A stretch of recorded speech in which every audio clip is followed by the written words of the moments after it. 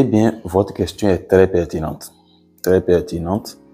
Et je la répète, quels sont les enjeux liés à l'intégration des critères notés aujourd'hui dans le domaine des marchés publics quand on est sur des marchés de travaux, fournitures et services courants, encore appelés services autres que services de consultant. La première chose que vous devez noter, c'est que les critères notés, ce n'est absolument pas nouveau en termes conceptuels. Il faut noter déjà que les critères notés existent déjà au niveau des marchés de prestations intellectuelles, de services de consultant. Et il y a une logique qui guide cela, qui est connue à travers, bien sûr, l'étape de présélection, de sélection proprement dite, en 2 étapes qu'on connaît, généralement à travers la méthode la plus concurrentielle qui existe, qui est la sélection basée ou fondée sur la qualité et le coût. On est d'accord.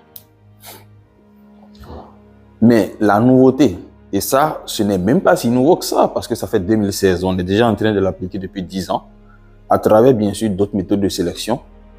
Mais la difficulté aujourd'hui, c'est que c'est en train de s'étendre à toutes les méthodes de sélection carrément.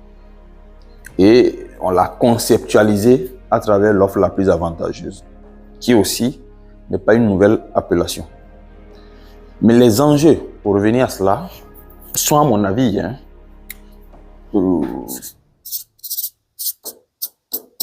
en 4 points. En 4 points. Comment aujourd'hui, parce que la problématique, c'est comment on fait pour que les SPM réussissent de façon optimale l'intégration de ces critères notés-là, sans augmenter les risques, que ce soit d'infructuosité, de recours, et même aussi les risques opérationnels, le fait de rater et de passer à côté de son dossier, qui va avoir des incidences, bien sûr, à l'étape post-contractuelle. Donc, c'est ça, en fait, l'enjeu. Comment est-ce qu'on fait pour que les SPM fassent ça pour avoir le moins de problèmes possible et que la procédure se passe correctement et surtout que les résultats escomptés soient atteints. C'est le plus important en marché public. Le premier défi, c'est au niveau des critères. Comment est-ce que vous fixez vos critères? Il faut que les critères soient fixés en fonction des dossiers. Ça, on est d'accord, ce n'est pas nouveau aussi. Mais ces critères-là, aujourd'hui, au niveau des critères notés, vont intégrer des approches même de durabilité également. Donc, vous allez avoir des critères techniques et des critères de durabilité. Que ce soit économique, social ou même environnemental. Et sur le plan technique, vous allez avoir par exemple des critères qui encouragent l'innovation, je suppose. L'innovation, la performance et d'autres critères. Donc, ce ne sont pas forcément les critères techniques basiques que vous connaissez à travers ce qu'on a appelé de façon conceptuelle, je tiens à le rappeler, offre la moins-disante. Donc, attention, ici, les critères techniques ne sont pas forcément les mêmes. Certes, ce sont des critères techniques, mais ça peut inclure bien sûr les paramètres que je viens de citer. Donc, la définition même de ces critères techniques-là est aujourd'hui le socle, c'est-à-dire la base de la réussite de ta procédure et des résultats que tu souhaiterais atteindre. Donc, il faudrait que les critères soient objectivement définis. Mais sur quelle base on fixe les critères, en fait? La base est la même. C'est une base aujourd'hui transversale en marché public. C'est toujours en fonction des objectifs qu'on veut atteindre et des risques qu'on veut atténuer. C'est forcément ces 2 paramètres. Les objectifs qu'on veut atteindre vont définir les critères qu'on va poser et les risques qu'on veut atténuer également va permettre cela. Après, vous avez des questions, je dirais, du barème, puisque bon, nous sommes sur des critères notés. Ça veut dire qu'on ne va pas systématiquement être sur du binaire, du oui ou non. Fourni, non fourni, on ne va pas être sur ça. On va plutôt être sur des points qu'on va affecter. Et c'est là où le danger maintenant s'accroît. Pourquoi? Parce que si vous réussissez à définir les critères de façon objective, il faudrait justement pour ces critères-là, leur donner des poids respectifs. Eh bien, quel critère prendra plus de poids que l'autre, selon des recommandations ou pas, et sur quelle base tu donnes 20 points à l'autre, et sur quelle base tu donnes 15 points à l'autre, sur quelle base tu donnes 30 points à l'autre. Il faut que tu puisses le justifier de façon technique. Et c'est pour ça qu'il y a ce que j'appelle un petit brouillon qu'il faut toujours faire à côté, qui est plus ou moins une matrice de gestion des risques. Pourquoi? Parce que plus, par définition, plus le point est élevé au niveau d'un critère, plus le risque qui va, l'échelle de criticité, ce qu'on appelle l'échelle de criticité de ce risque-là est élevée. Donc, il faut quand même, en fait, hiérarchiser l'échelle de criticité des risques. C'est ça qui va vous permettre de savoir à qui va prendre plus de points que l'autre. Donc, vous devez définir cela à travers une petite matrice de cartographie des risques, qu'elle soit digitale ou non, qui va vous permettre de savoir, parmi tous ces critères-là, lequel, s'il n'est pas respecté, va créer plus de dégâts dans le processus et va compromettre dangereusement l'atteinte des résultats qu'on a fixés. Eh bien, c'est cet exercice-là que vous allez faire critère par critère et les hiérarchiser. Aujourd'hui, même la Banque mondiale, aujourd'hui, vous avez même une approche plus simple et plus, je dirais, cartésienne. Ils font juste un tableau, comme ça, à double entrée. Comme ça, je fais juste comme ça. Hein. Vous avez par exemple le critère A, B, C. Vous avez A, B, C par exemple. Si je laisse. Vous avez, supposons, 3 critères. C'est un exemple que je donne basique.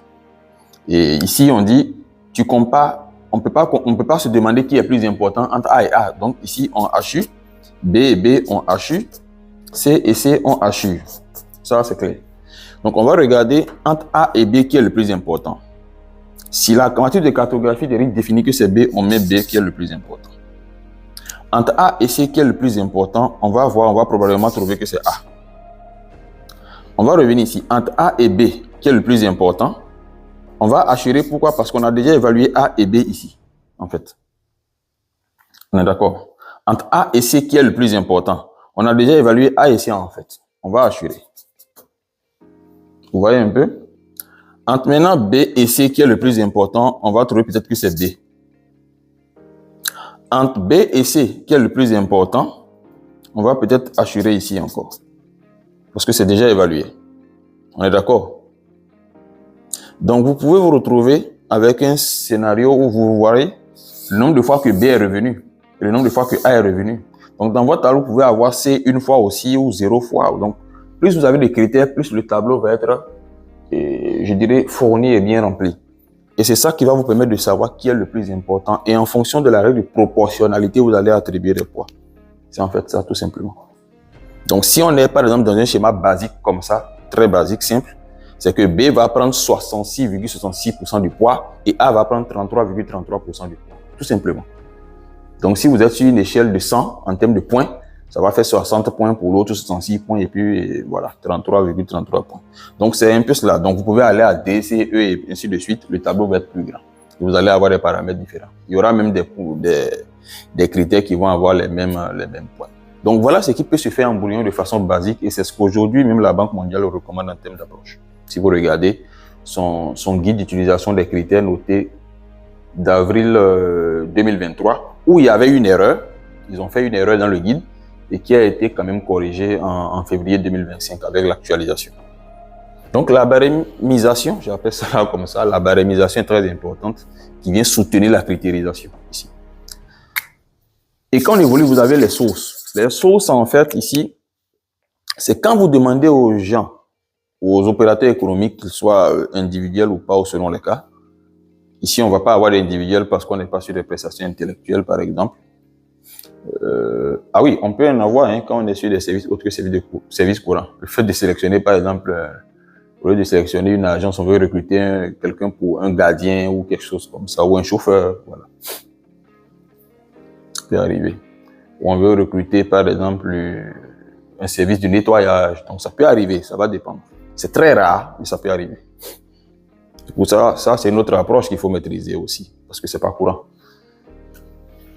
Donc, les sources, pourquoi? Parce que ces critères que vous allez demander là, demander des critères, c'est facile. Mais comment est-ce que vous-même, vous avez des éléments d'appréciation de ces critères-là? Donc, imaginez, vous avez des critères de durabilité, de technique, innovation, performance. Comment est-ce que vous avez, sur quelle base, vous estimez que le critère-là est validé ou pas lors de votre évaluation? Parce que c'est ici, à l'évaluation, que les sources vont s'imposer. Donc, vous devez avoir des barèmes d'évaluation. Si par exemple sur des critères environnementaux, vous devez avoir des sources fiables, qu'elles soient nationales ou internationales et parfois même communautaires, on le souhaite, qui vont vous permettre de mettre dans votre dossier d'appel à concurrence déjà en amont les sources de vérification. C'est pas en pleine évaluation, vous allez dire non, ici, selon telle référence, non. Les références doivent être fournies, vérifiables et acceptables. C'est très important. Toutes les références. Donc, si vous faites un tableau, je vous conseillerais même de mettre la colonne source qui va vous permettre systématiquement de mettre les éléments de justification de vos paramètres que vous allez utiliser pour l'évaluation. Et le dernier point, je peux dire, c'est la modélisation. Et la modélisation, c'est peut-être un petit coup de cœur, ou je dirais cri de cœur. C'est le fait qu'aujourd'hui, quand on finit tout ça, c'est bien beau. Mais quand on revient à la réalité, pourquoi très peu de SPM aujourd'hui vont vous dire, très peu, de mon expérience, pour ceux que j'ai questionnés, il y a très peu de SPM, peut-être même pas 20% hein, dans l'Afrique subsaharienne si on fait le point aujourd'hui. Très peu vont vous dire, moi j'ai déjà expérimenté les critères notés sur un marché de travaux ou sur un marché de fourniture, sur un marché de services. Quoi. Très peu vont vous dire ça. Pourquoi? Parce qu'ils résistent encore. Et pourquoi ils résistent? Il faut aller chercher. En fait, ce n'est pas si facile à mettre en œuvre. Pourquoi? Parce que les risques sont très élevés. D'abord, c'est une matrice de cartographie des risques puissantes qui geste là. Donc, les risques d'entorse sont très élevés. Les risques de recours sont très élevés. Et vous avez aussi suffisamment en amont la technicité qui n'est pas encore au point. C'est une forte recommandation, mais on n'a pas donné en fait dans nos pays les outils au SPM pour mieux réussir cela. Et le meilleur outil qui peut exister, ce sont les dossiers types qui vont avec. Et ces dossiers types-là, il faut aujourd'hui les hybrider au pire des cas, ou les numériser, les digitaliser au mieux des cas. Pourquoi? Parce que vous allez par exemple rentrer dans le critère de durabilité. Quand vous allez vouloir faire l'évaluation selon l'offre la plus avantageuse, c'est que l'une des recommandations fortes est qu'au niveau de l'évaluation, c'est-à-dire sur le plan financier, c'est que vous n'évaluez pas selon le prix, mais selon le coût du cycle de vie. Et selon le coût du cycle de vie, pour ceux qui l'ont déjà expérimenté, c'est une approche purement mathématique financière, parce que vous avez besoin de coûts d'actualisation, vous avez besoin de données, en réalité. Et ça revient encore aux sources. Vous avez besoin des facteurs d'actualisation, les taux, vous avez besoin de savoir quels sont les entretiens réguliers, vous avez besoin de savoir les durées, vous avez besoin de beaucoup d'éléments à maîtriser. Et ça, il faut quasiment modéliser, parce que sinon, un SPM A va appliquer un taux qu'un SPM B ne va pas appliquer au sein du même pays. Parce que ce sont deux autorités contractantes. Pourquoi? Parce qu'en temps, on n'aurait pas vraiment modélisé. Et ça, c'est le danger derrière. Donc, les administrations publiques, les pouvoirs publics ont intérêt vraiment à numériser, à digitaliser cette partie parce que déjà de façon pédagogique, c'est compliqué pour un SPM qui est déjà dans son quotidien d'aller encore un peu faire face à de la mathématique financière dans des tableaux et tout pour pouvoir déterminer le coût du cycle de vie et les comparer par concurrent. C'est difficile pour lui. C'est parfois même un peu trop demandé. Donc, il faut modéliser pour qu'il ait des paramètres où il insère juste les données. Ça peut être en ligne sur le site de l'autorité de régulation, je ne sais pas. Et lorsqu'il insère les données, même les facteurs d'actualisation sont déjà automatiquement renseignés dans le fichier, dans la base de données qui est en arrière, en background. Et ça, cette base de données là aussi, elle est toujours justifiée. Hein. C'est pas parce que c'est l'autorité publique, la puissance publique qui fixe. Il faut qu'on justifie. Est-ce que c'est par rapport au taux d'inflation? Est-ce que c'est par rapport à une recommandation d'un bailleur? Il faut fixer. Donc, en fonction du dossier, les taux d'actualisation aussi peuvent varier. Hein. Attention. Donc, tout ça, il faut modéliser pour faciliter la vie au SPM. Sinon, ça va être compliqué qu'un SPM, pour ceux qui ont déjà fait le cours du cycle de vie, puisse se mettre à faire tout ce travail seul. Il va faire tout ce qu'il faut pour éviter cela quand il ne le maîtrise pas. Donc, voilà aussi l'une des raisons et voilà l'un des enjeux qui est plus ou moins aussi pédagogique et je tenais à le rappeler. Donc, voilà ce que je peux vous dire par rapport à cette question-là. Je ne sais pas. S'il y a d'autres questions, je suis prêt à répondre à ça. Il n'y a pas de problème. Posez-les moi. Je suis là. Il n'y a pas de problème. Merci.